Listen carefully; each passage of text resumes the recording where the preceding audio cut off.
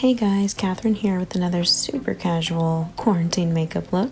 Today we're using the Neon Brights from Voss. Let's go! So first on clean skin, we're going to apply the Mindful 5 by Smashbox. They recommend just using a couple drops, but I would definitely be lying if I said I didn't drench my face in this every day before I do my makeup.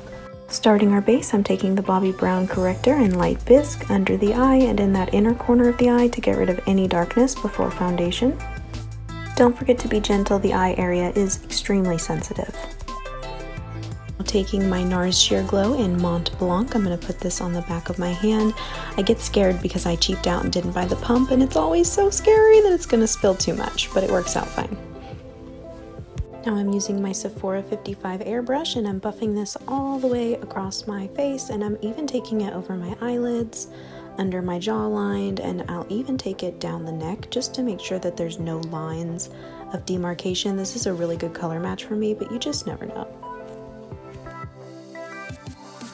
Now we'll be taking a concealer that's a little bit brighter than our skin to highlight certain areas. I'm using the Fenty Beauty concealer in the color 150. I'm just swatching this in the areas that I want a little bit brighter, like the T-zone, nose, cupid's bow, and inner eyes. A little bit under the brow too, just to add a little extra. Feeling funky. Pressing that in now with a small dense brush. It looks like I'm swiping it, but it's just sped up really fast. I'm actually just tapping it in to make sure nothing moves. Going into bronzer contour, and on the nose, we're just a little, just like a little bit. We're using the Elegant Beige by Givenchy powder, mixing both of those together and taking them all across the areas I would typically contour. It's a little bit warmer, but it's not as warm as your typical bronzers. A little bit of an uneven hairline, so I'm even taking that to fill in the space just to make the forehead look a little bit more oval round.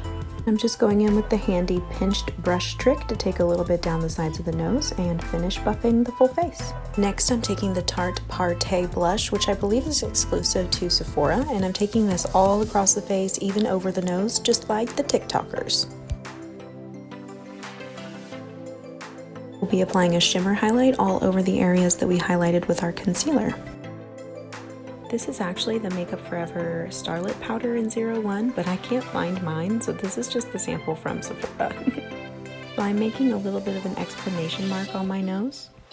And I'm also applying a little bit on my cupid's bow, and then taking a bigger brush, I'm putting this really concentrated on the cheekbone, and then really, really light-handed, just kind of buffing it out, pressing it in, buffing it out, pressing it in, until it's the diffused look that I want. Alright, and with complexion done, it's time for fake freckles. I use 3 different brow products for my fake freckles, but you don't have to, you can use what you have. So I'm starting with the Anastasia Brow Wiz. This one's in the color Taupe. I use this just to get a basic idea of where I want to place the freckles. After that, I'm taking the Sephora microblading brow pen in light, and I'm actually just dotting that in between where all of our bigger dots are. Lastly, I'm taking my Urban Decay brow blade in Neutral Nana, and I'm tapping that on the areas that I want more pigment or slightly larger spots, and I'm just tapping those in with my finger and brushing back over with my blush. If you're having the problem of them all looking too placed, then move the brush in circles as opposed to up and down, and it'll give you a more sporadic look to your freckles. Next is everybody's favorite, the soap brow. So I'm taking a disposable mascara wand, rubbing it into my glycerin soap. This is going to get all the hairs going in the right direction so that I can take my Urban Decay brow pen in Neutral Nana and fill in the exact direction of the natural hair strokes.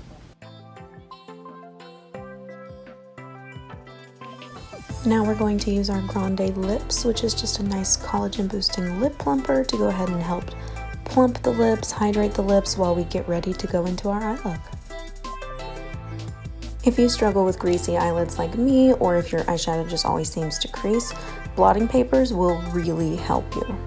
It's just going to take anything off the eyelid that may prevent the adhesion of your primer, and for that we're going in with the P. Louise base in white. Now we're getting closer to the fun stuff. I'm taking my Huda Beauty Easy Bake powder in the color Sugar Cookie, and we're going to put this under the eye to protect us from any fallout so it can be brushed away easily if we have any mistakes. Busting out the brightest palette I own, this is the Voss Bright Vibes Neon Pressed Palette.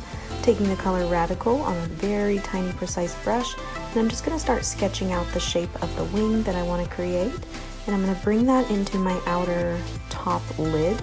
Because I have hooded eyes, I'm taking it a little bit higher than you probably would if you don't have such a hooded lid.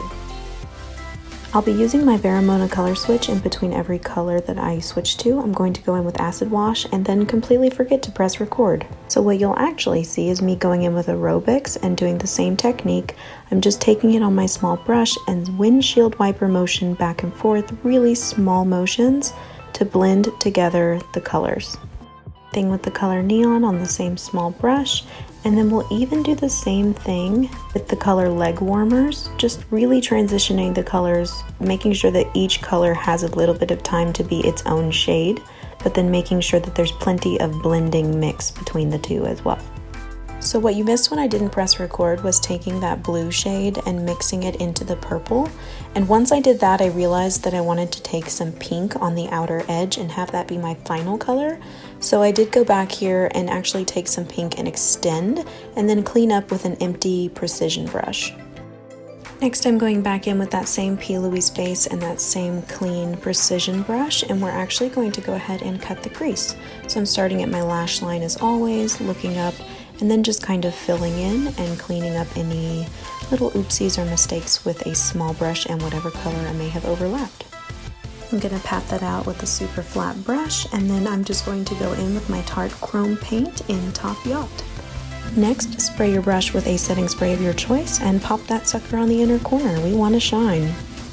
In fact, we want to shine so much that that's not going to cut it, so we're going to take our Starlit powder and pop that guy right on top. Next, I'm taking my Huda Beauty double-ended eyeliner, and I'm going to start with the pencil side, and we're just going to coat the top waterline. I'm also going to take a little bit of this underneath the outer corner lash line. Now using the liquid side, I'm just giving myself the thinnest coat and filling in any little gaps between my lashes that the cake liner may not have reached. Next, because I said we wanted to shine, I'm taking the Urban Decay glitter liner in Pyro, and I'm using this on the inner corner and finishing out the negative space on the eye. I also popped a little bit of mascara on, and now we're going into our Kiss Flirty lashes. Next, I'm using my bullseye applicator and I'm popping those babies on. It takes me a little bit of wiggling back and forth to make sure that they're placed, especially when you have that thin of an eyeliner line. So I wanted you guys to see how much maneuvering it took.